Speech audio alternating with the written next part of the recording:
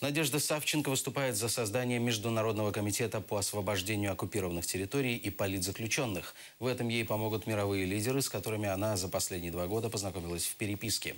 В свой первый рабочий день в Верховной Раде депутат пообещала повесить на трибуну новый плакат. На нем будут фотографии украинских политзаключенных с требованием вернуть героев. Среди них Ахтем Чийгоз, Али Асанов, Мустафа Дегрменджи, Ферат Сайфуллаев, Абдуришид Джепаров, Хайсер Джемилев і Юрій Примов. Війною, як говориться, треба було Крим не віддавати. От був певний період, коли нам треба було йти і захищати нашу землю. Ми його пропустили. Тому я пішла захищати Донбас, тому що не встигла піти в Крим.